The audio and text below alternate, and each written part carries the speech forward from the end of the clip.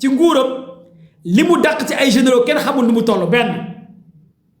soldats américains yi dee ci guerre bi kenn xamul nu mu toll waxoon naa leen fii États-Unis dañoo fen ci chiffres yi nga xamante ne seen soldats yi dee nañ waxoon naa leen ko fi te américains yi lu ñu gën a respecté bugguñ fenkat américains yi benn ñaareel bi bugguñ mythomane ñaareel bi bugguñ ku leen di wax lu dul dëgg te wax naa leen données yi chiffres yi ñu leen jox envers États-Unis ne États-Unis ñàkk na plus de 2 à 4 à 5 soldats c'est faux fii la télévision Iran génn les gardiens de la révolution ñu wax ne ñoom lu ñu rey ci ay soldats américains ëpp na 500 soldats et des blessés États-Unis génn di wax ay 8 ay 9 ay 10 gars yi ku mën a éliminer 5e flotte américain yi ca Moyen-Orient nga mën a fëgg plus de 7 bases militaires américains yi nga mën a fëgg plus de 7 bases militaires américains ambassade bu gën a am doole nga fëgg ko nga mën a écraser une dizaine d'avions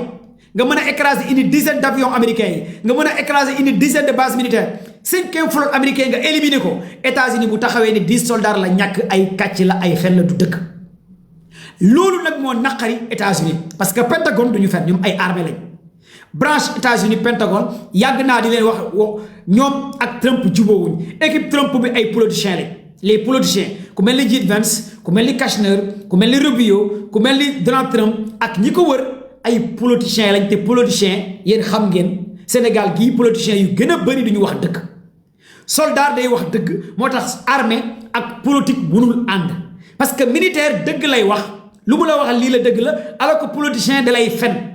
10 fen la lay wax ñaar moo ci nekk dëgg te Trump J.D. Vance Kushner Rubio ñoom ay politiciens lañ lii ngeen war a comprendre d'abord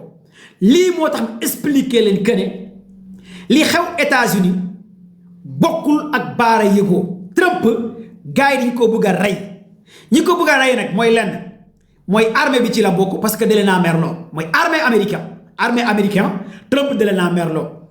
fu mu dàqee parce que nee naa leen armée moom États-Unis ñaari mbir moo fi mën a nekk soit armée bi gars yi état bi population bi wàcc def benn guerre civile Trump wàcc wala armée bi bañ a exécuter ordre yi comme ni gars yi def jamono ji ordre yu bëri yoo xamante ne gars yi jox nañ ko armée américain bu ñu demee ba dàq le directeur cellule antiterroriste bu États-Unis Joe Kent foofu laa taxaw ma ne leen il faut poser des questions pourquoi Trump limogé Joe Kent le directeur cellule antiterroriste américain 100% participé plus de 10 fois en combat ca Syrie ñu limogé ko kon ngeen xam ne que du caaxaan yàlla ngi sous la roche te Joe Kent moom lan la wax Trump yow da ngaa nekk di politique di manipuler armée bi di wax loo xamante ne ay kàcc la ay fen la envers États-Unis kon li nga wax envers Iran dara du ci dëgg te ñun États-Unis mënuñoo massacrer Iran a une population de 93 millions d'habitants une superficie de 1 600 000 km². Iran nekk ci ay montagnes am ay silos am plus de 20 à 50 bases militaires souterraines États-Unis Pentagone début de mes live waxoon naa leen rapport bi Pentagone tegaloon Trump mooy ne que États-Unis amul capacité pour neutraliser Iran en 2 semaines en 1 mois États-Unis mënu ko te lii américains yi waxoon nañ ko Trump dëgër bopp moom Peter mooy le secrétaire de la défense américain bi ko Pentagone mooy branche bi géré armée américaine rapport bi professeur Dani waxoon na ko professeur Mahamandi waxoon na ko Scott Water waxoon na ko toutes ces informations yu am nii waxoon naa leen ko fii samay live une semaine guerre bi waxoon naa leen rapport bi Pentagone waxoon Trump teg ko ci table xamal ko bu nekkee espace aérien mënuñoo éliminer Iran bu nekkee à l'aviation de guerre mënuñoo éliminer Iran bu nekkee par marines mënuñoo éliminer Iran bu nekkee par la voie terrestre armée de terre mënuñoo éliminer Iran gars yi posé question Trump ne ko lii tous les éléments armée américaine mënul éliminer Iran pendant 9 mois rapport bii la gars yi joxoon Trump avant muy dugg ci guerre bi lii Scott Ratter un ancien agent de la CIA wax na ko William Burns wax na ko David Castor ki nga xamante ne le colonel de renseignement américain waxoon na ko Trump rapport bi nga xamante ne professeur Mahamandi mu nekk université de Téhéran waxoon na ko Jacques Toros mu nekk benn jigéen boo xamante ne dama koy suivre lu bëri mu nekk Sciences Po di gérer ay questions internationales bind plus de 10 livres waxoon ne États-Unis amul capacité écraser li nga xamante ne mooy Iran tous ces éléments gars yi waxoon nañu ko Trump avant muy dugg ci guerre bi envers Iran xam nga daf mel ni benn xale booy wax bu ko song mu ne dama koy song bu ko songu dama koy songu bu ko songu dama koy songu moo la mën nga ne maa ko mën nga dugg ci moom mu ñaf-ñafal la ñaf la dafa mel ni kulunaa yi ak soi-disant opposants yi songu Ousmane Sonko du seen borom songu Sonko ci politique gàcce la ci bépp opposant nga songu Sonko ci politique gàcce la ci yow Sonko boo ko songo tamit yaay mu am musiba naaru laay lii nag mooy Iran léegi nag Trump bi koy américains yi di gars yi di jox ay rapport naan ko bul songu Trump songu bi nga xamante ne songu ne ko Iran am na défaite bi nag moo tax Trump di dàq plus de 12 généraux dernier général bi nga xamante ne dàq na ko ak le directeur de cellule antiterroriste foofu la coow li commencé am parce que le directeur de cellule antiterroriste mooy kan mooy Joe Kent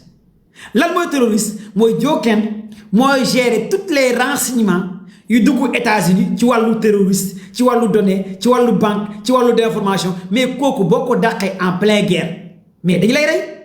attends kooku boo ko dàqee en pleine guerre dañu lay rey parce que moo yor données yi moo xam terroristes yi fan lañ nekk lobby bi loge bi renseignement état bi kooku en pleine guerre le directeur cellule antiterroriste Trump limogé ko mais moo tax ma ne 3 tentatives Trump il est le seul président au-delà de Obama et Joe Biden fa laa yem du ma yëg ci kaw ay ñoom Abraham Lincoln du ma fa ñëw parce que gis ngeen tey nee na comme ni ñuy def Abraham Lincoln lañ ko bëgg a def mais nee naa leen jamono ji au-delà de Biden ak Obama li nar a dal Trump musul dal Biden musul dal Obama pourquoi ñooñu jox yeggali nañ seen mandat ci jàmm ak salaam parce que ñooñu comprendre nañ adduna bi dafa changé monde bi évolué na duñu ay dof mais Trump wéru dof la kon tey rey bi nga xamante ne américains yi pare nañ pour rey ko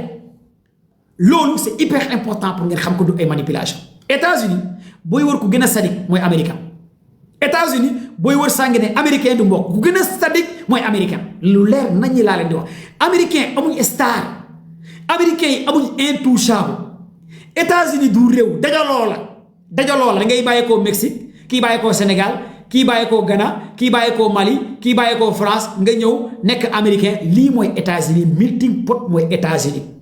loolu nag boo xasee am nationalité américain nga ngay fay say impôt say nangam américain nga fayatoo say impôt amoo nationalité na nga juddoo États-Unis doo américain am na yoo xamante ne juddoo nañ États-Unis amuñ ay papier amuñ dara nekkoo américain États-Unis du yeneen genre réew yi ñoom daa am lu ñu gëm nag Trump bu ci nekkul dinañ ànd ak moom mais dañu koy écraser teg ko fële ñu avancer seen réew kenn du leen mën a téye kon tentative bi nga xamante ne am na pour assassiner pour éliminer Trump c'est de la réalité pure et dure bu nekkee comprendre nga lan mooy culture américaine amee États-Unis du Sénégal mën nga fi juddoo doo am papier doo am këyit doo am dara nga nekk sénégalais on s'en fout l'essentiel da ngay nekk taalibe Baye Niass taalibe El Hadji Malick Sy taalibe Sëñ Tuubaa boo amul këyit sax ñu ne la yow sénégalais États-Unis këyit moo tax nga nekk américain këyit moo tax bu nekkee këyit boobu nag yoroo ko loo mënti am ay milliards ay alal ay nangam nekkoo américain lii foog nga xam ko fayoo say impôt fayoo nangam nekkoo américain loolu c'est hyper important kon Trump lii mooy 3e fois gars yi di ko bëgg a éliminer muy benn ñaareel bi États-Unis dafa am défaite te yéen ñëpp xam ngeen ne américain bëggul am gàcce Trump moo wone États-Unis léegi mënatul guerre kenn moo ko wone bu njëkk ñëpp ragaloon États-Unis mais mit bi États-Unis amul Trump dafa humilier américains yi plus de 50 États ñoom dañoo jàpp li leen Trump teg humiliation totale la envers un pays musulman qui répond par le nom de Iran Joe Biden bu ñu ko tegalee rapport ne ko da ngay attaquer Iran il a refusé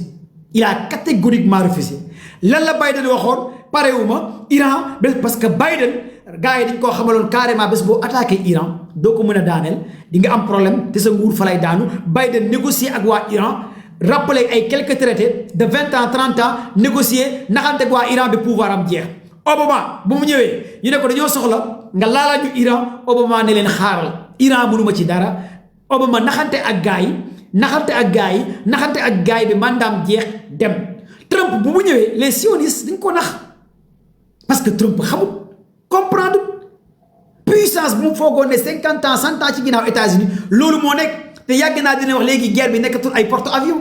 léegi guerre bi da ngay indi benn porte avion buy jar plus de 500 milliards de dollars benn drone buy jar 10 euros écrasé dawloo ay porte avion guerre bi nekkatul ay porte avion mooy guerre données la guerre d'information la guerre satellite la mais Trump moo génnee mit bi États-Unis amoon lii moo tax américains yi bu ko rey suba bu ngeen déggee gars yi rey nañ Trump bu mu leen bett ginnaaw suba bu ngeen déggee rey nañ ko bu mu leen bett su ngeen déggee encore Sénat bi waxtaan nañ gouvernement bi destitué nañ ko bu mu leen bett parce que da leen naa ruus loo lii moo tax américains yi bëgg a débarrassé wu ci Trump lii il faut que ngeen comprendre que en âme et conscient et c'est très important pour ngeen xam lan moo xew jamono ji ci Amérique démb ci guddi ñu bëree bëri foogoon nañ ne Trump dañ koy écraser bi mu jógee gars yi ñoo nekk ci salle bi di diine di waxtaan ay J.D. Vance ñoom Kushner ay autorités yu bëri gars yi jékki-jékki dóor ay bal fi nga xamante ne foofu la ñoom Donald Trump nekkoon ñu ne États-Unis ak technologie ak renseignement ak données information comment se fait que le suspect a failli entrer directement ci salle bi nga xamante ne foofu la ñoom Trump nekkoon kon donc et question bu yomb bi ngeen war a poser des questions infiltré mënut a nekk envers les Américains ki ko def am na ay complices ci biir ki ko def ñi jege Trump ñi jege ci renseignement yi que ça soit muy NIC muy FBI muy CIA ils ont toutes les informations ñoo facilité la tâche ki nga xamante ni moo bëggoon a écraser éliminer kii di Trump lii fu ngeen am ko comme données comme d'information benn sénégalais bu bàyyeekoo Sénégal wala Mali wala Burkina nar a dem États-Unis naan da ngay rey Trump balaa nga yéeg avion ngay lañu lay wàccee wala boo wàccee aéroport lañu lay éliminer la ñuy xam ne carrément yow lii nga bëgg a def États-Unis nga jóge ci benn état New York wala Washington wala feneen nga ne da ngay jox dem fi nga xamante ne mooy White House wala Olaf wala ci salle wala rak balaa ngay déplacé wu la ñuy xam yan arme nga yor loo àndal ak loo yor parce que ils ont tous les renseignements kon donc li am nii y a des complices à l'intérieur de son entourage moom Trump y a des complices à l'intérieur des services de secret américains y a des complices à l'intérieur ci service de renseignement yi parce que gars yi ñoom dañoo suur ci Trump moo tax c'est très dangereux boo nekkee président en exercice boo nekkee président en activité ngay dàq ay généraux dafa mel ni tey par exemple président Diomaye xëy rek dàq ay 10 généraux au Sénégal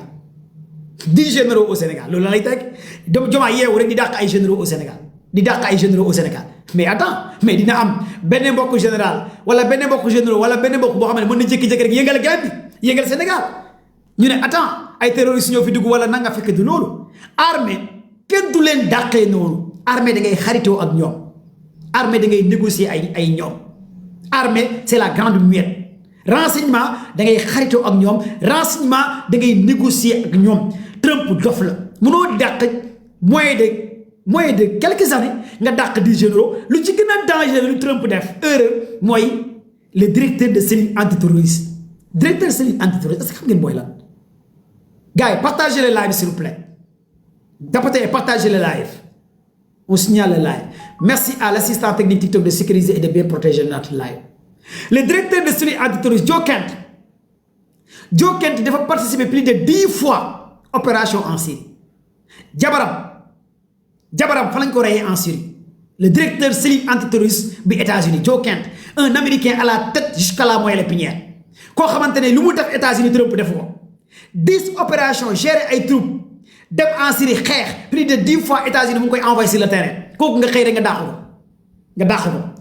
provoqué ko ba mu démissionné kooku ne la bu ci dugg ba kooku nga pousse ko mu démissionné mais kooku bu démissionné da lay rey da lay lekk bu démissionné da lay lekk lii moo dal ki nga xamante ne mooy Trump ca États-Unis kon bég ci guddi gars yi dañ koo bëggoon a rey bi koy service secret américain yi di rawale sax Trump dafa faxastalu daanu bu métti la daanu am na sax ñenn ñi ne est-ce que amul entorse ñii ne est-ce que damut ñii ne est-ce que genou bi sumeekuwut mais jàppale ne Trump démb bu ñu koy rawale dafa daanu bu métti parce que dafa faxastalu Trump mu doon guerre en Iran vidéo baa ngi disponible sama page yëpp sama plateforme bu yëpp Trump daanu bu métti la daanu bale dañoo ne tuy 3 fois ay tir taf les agents de service secret américain fat élément Delta Force yi dugg NIC yi dugg service secret yi dugg ñu ne ko monsieur le président l'heure est grave commando bàyyi lu mu yàgg a wax ñëw ne l'heure est grave dañu lay disperser li ci gën a doy waar sax mooy J.D. Vance non gars yi moo tax yàlla mooy Karim sa waaye xoolal tegu ci baat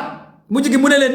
comme ni waa ji rek protocole am na koo xamante ne moom protocole rek la respecté xam ngeen ko président boo xamante ne moom lu bu koy ay papa mag bi yaayam soxla woon sax mu ne protocole bi laay xaar kooku xam ngeen fan ban réew la nekk président waaye yéen dama leen ko gën a xam mais Trump démb protocole bi la wax lu gars yi wax mu ne protocole bi laay xaar protocole bi lu ngeen wax loolu la c'est la première fois dans l'histoire des États-Unis ñu gis Trump dellu ne protocole bi yéen laay déglu moo tax protocole bi service secret yéen laay déglu lu ngeen wax loolu la 1 heure 2 heures de temps Trump tweeté sax il fallait que mu demander les services de renseignement américains ndax mën naa tweeté Trump mi doon réew doon bandi même bu tweeté bi ko gars yi rawale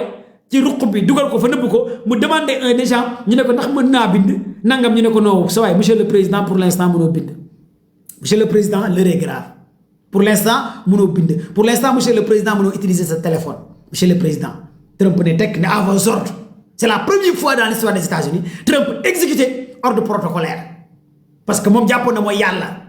mooy buur mais les Delta Force bu ñu duggee les NIC bu ñu duggee les MIC bu ñu duggee FBI CIA bu ñu duggee Trump bu dafa jébbalu ne leen acca gars yi duñu ay nit de moo tax américains yi aussi sont super forts en matière de renseignement et tactique américains yi aussi kenn waru leen yem non ça c'est l'États-Unis d'Amérique sont super forts moins de 5 minutes États-Unis jaxase nañ salle bi américains yi fat génnee nañ Trump évacué nañ ko génnee JD Vance évacué ko gars yi wàcc dugg écrasé éliminé gars yi fat tireur bi gars yi wàccee ko ça c'est États-Unis d'Amérique bien vrai que y a des complices à l'intérieur mais la puissance la technologie rapidité efficacité des éléments de Delta Force ça c'est États-Unis d'Amérique ils font partie parmi les meilleurs en matière d'intervention États-Unis moom boo leen yabee da ngay nelaw aussi Iran rek moo leen ñemee les Américains sont très puissants en matière d'intervention fat génnee nañ tërëm waaw fa la nekk naan may ma tuuti ma kii ñu ne ko c'est président jugu mu ne benn verre bi mu bëggoon a naan tuuti sangara bi des na monsieur le président jugal mu ne à vos ordres Trump moom respecté na protocole comme waa ji ma xam ci fi yeneen réew en Afrique parce que am na benn président bi ma xam en réew en Afrique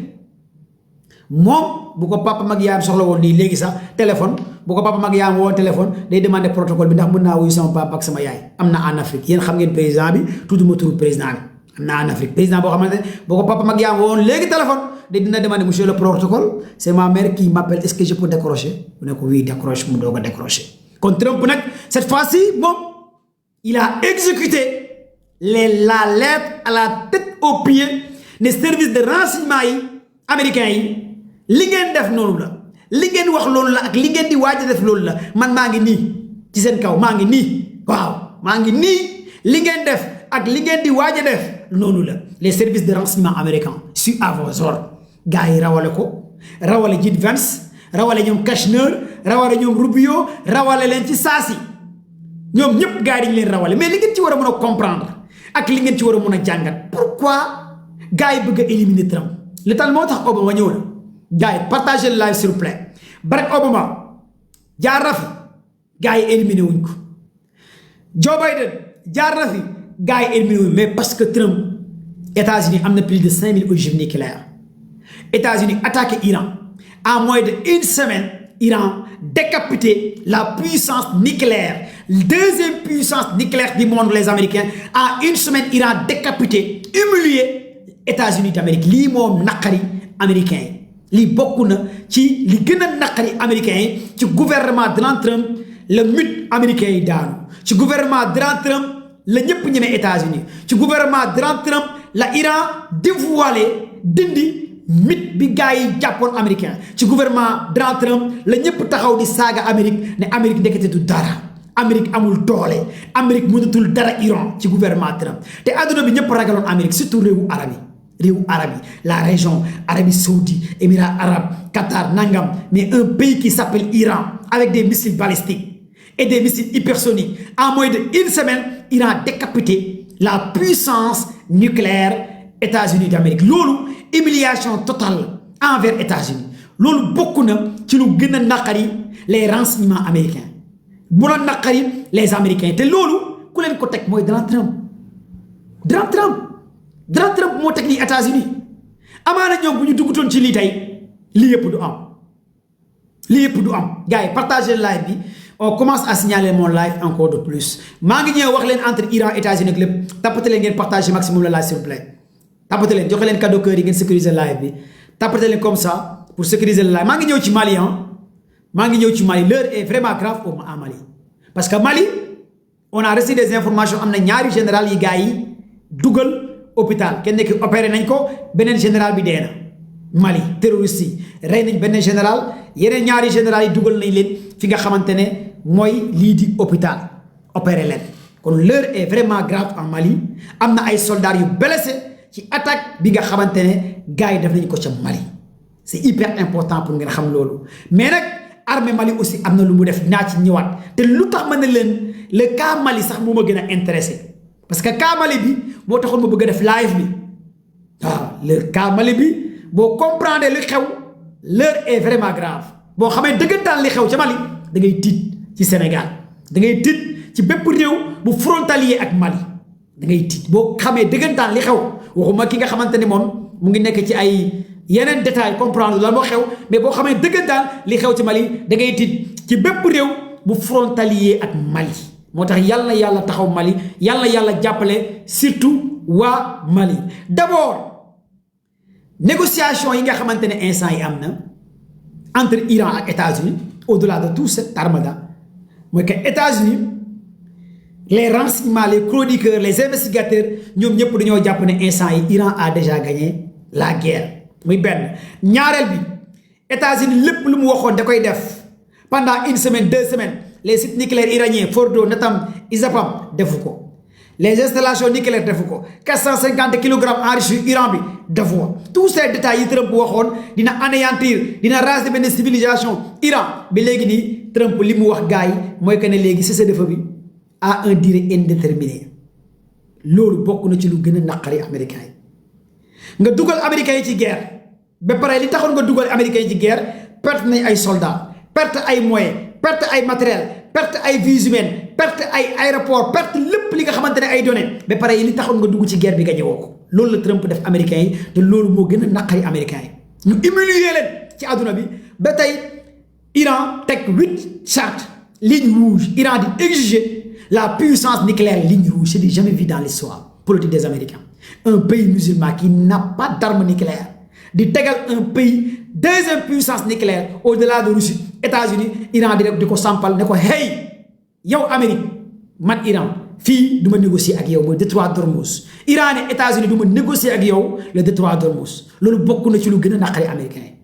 yi Iran ne avec mes missiles balistiques hypersoniques intercontinental je vais pas négocier avec les Américains Iran ne sama 450 kilogrammes enrichi uranium bi damay continuer di enrichir mais du ma négocier ak yow Iran ne tant que États-Unis yoreel nga ma ay milliards ci sa banque yi ak Union européenne du ma négocier ak yow sont des lignes rouges Iran et États-Unis fii mooy sama ligne rouge c'est la première fois dans l'histoire d'un pays musulman di exiger États-Unis ligne rouge te États-Unis ñemeetul attaquer Iran musul am États-Unis ñemeetul attaquer Iran xam na li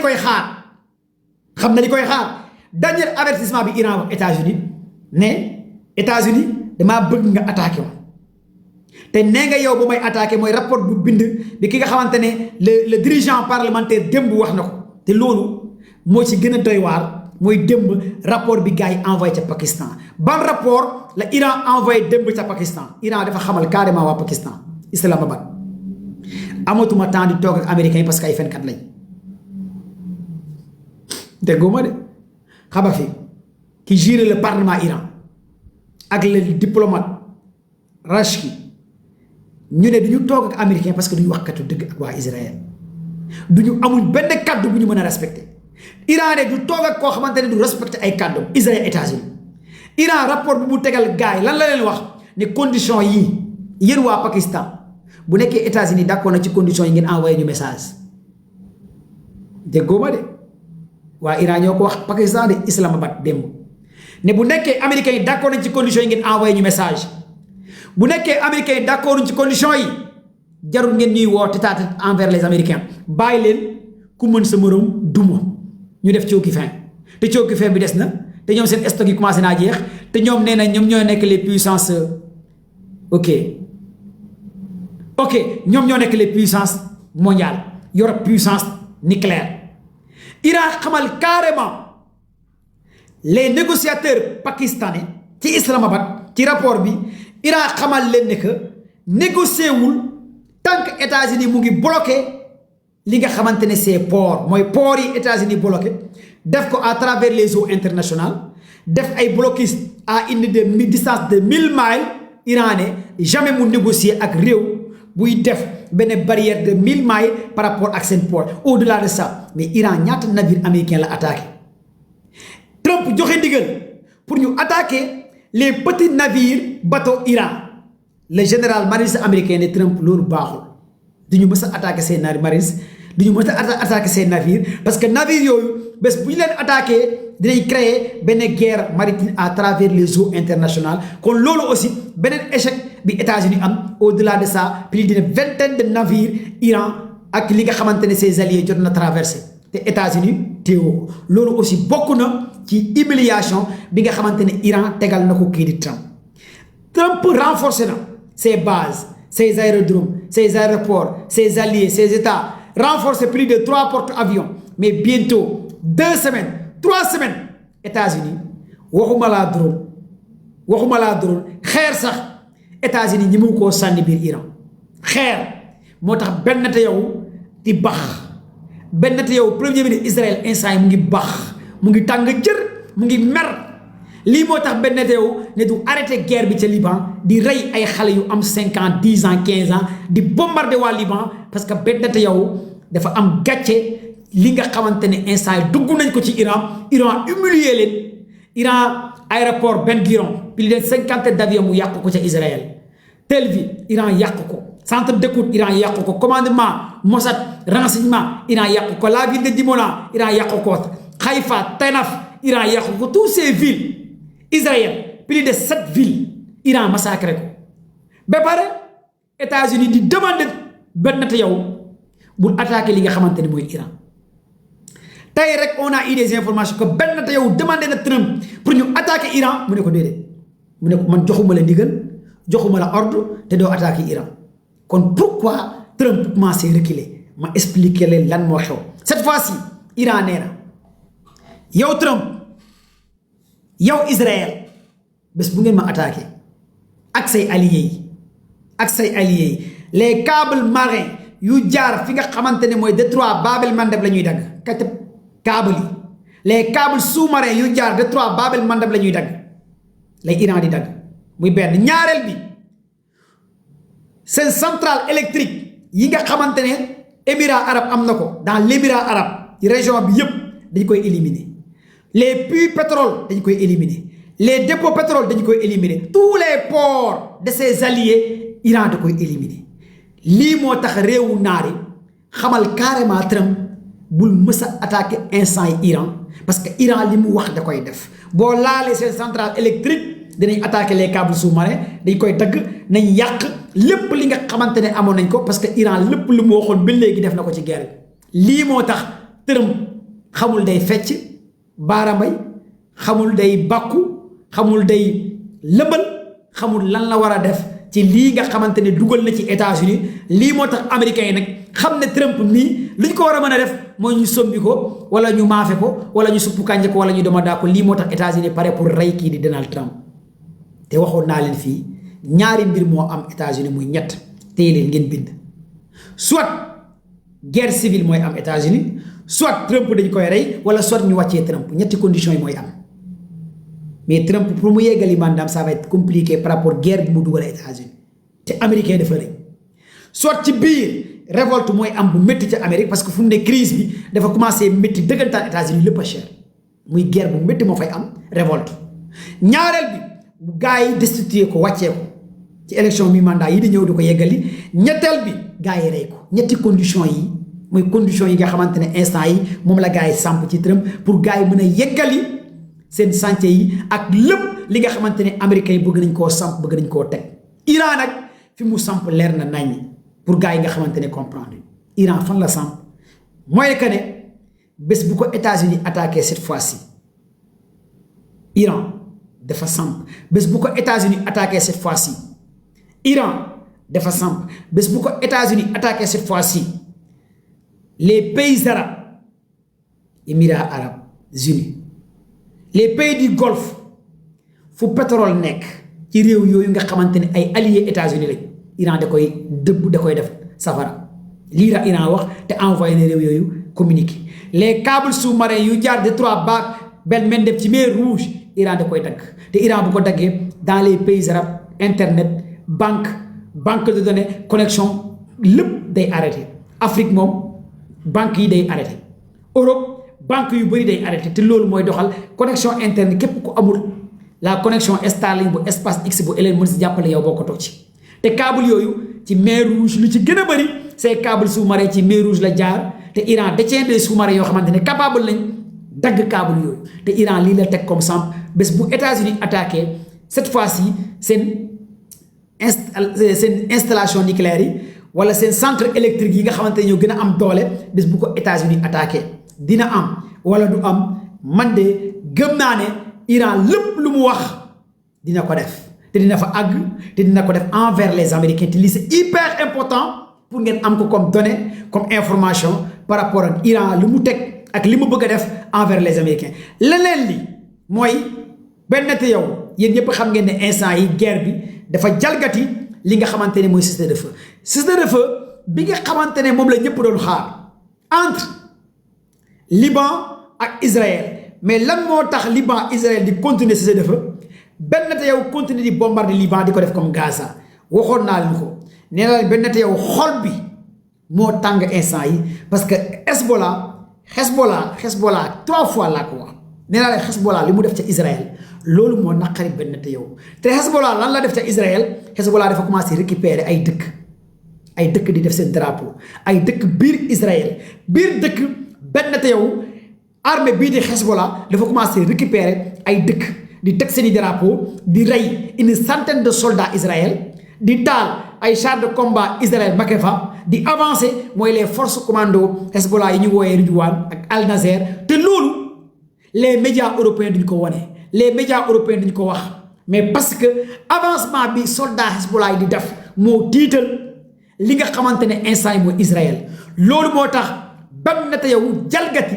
lépp luy cessez-le-feu gars yi partagez le live s'il vous plaît encore on signale le live